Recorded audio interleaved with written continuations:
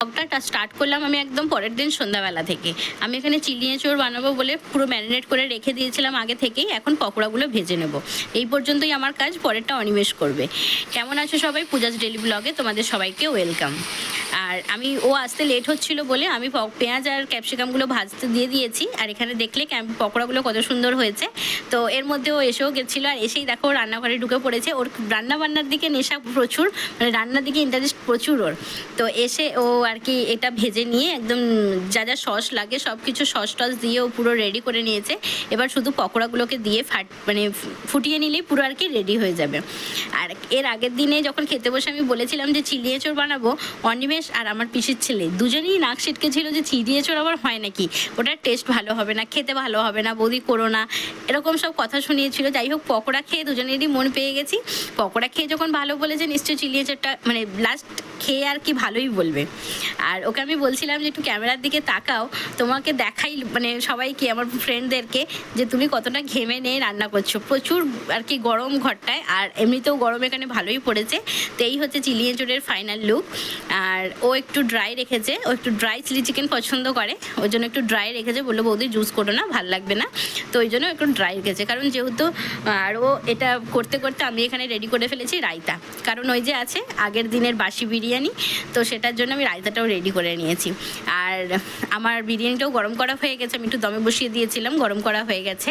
আর এখানে দেখো ও রান্না করে এত ঘেমে নিয়ে চান করে গেছে, এসে কুলার ফ্যান দুটো চালিয়ে আমার বেডরুমেতে রেস্ট নিচ্ছে।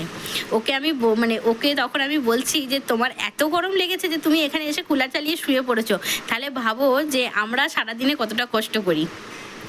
আর তখন আর কি আমার বর ওকে বলছে যে তুই এটা কানেক্ট করে দে তোর বৌদিকে, যেটা ও গিফট করেছিল বার্থডেতে, সবাই দেখেছো তোমরা, তো সেটা ও বললো হ্যাঁ কানেক্ট করে দিয়েছে, অসুবিধে নেই। মানে ওটা শুধু যখন ইউজ করবে তখন ইউজ করলেই আর কি কথা বলতে পারবে, কোনো অসুবিধা হবে না, কানেক্ট করে দিয়েছি।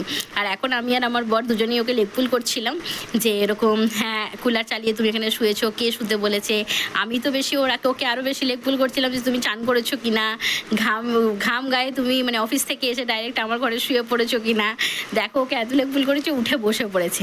আর এখন ও আমার বরের সাথে কথা বলছে যে এরকম একটা কুলার আমি কিনবো ভাবছি, কীরকম দাম, কি কোম্পানি, হ্যাঁ না তেনা আর কি সব আলোচনা করছে তার সাথে। আর আমার বর আমাকে তখন জিজ্ঞাসা করছে যে কানেক্ট হয়ে গেছে, ভালোই শোনা যাচ্ছে, আমাকে এটুকু আর কি বললো চলো এখন খেতে দেওয়ার পালা, খেতে দিয়ে দেবো। তো ওকে এত লেগপুল করেছি, ও আর শুতে পারছে না যায় বেচারা। তো আর কি ও নিজের মতন মনে করে, নিজের মতনই থাকে, এসে ঘরে কোনো প্রবলেম হয় না, তো অসুবিধা নেই। এটা আমাদের নিজেদের মধ্যেই সব কিছু। আর দেখো এখন খেতে দিয়ে দিয়েছি। একটা করে রুটি করেছিলাম, কয়েকটা রুটি করেছিলাম অল্প, তো একটা করে রুটি, একটু চিলি চিকেন আর বিরিয়ানি। তোকে আমি বলছিলাম একটু ভালো করে খাও, দেখো কীরকম মুখটা নাড়লো আর কি।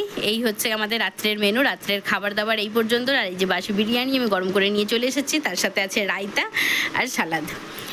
তো আমরা এখন একটু খাওয়া দাওয়া করে নিই ঠিকঠাক করে, অনিমেষ আবার বাড়ি যাবে, লেটও হয়ে যাচ্ছে যেহেতু বিট্টু অফিস গেছিলো। চলো পরের ব্লগে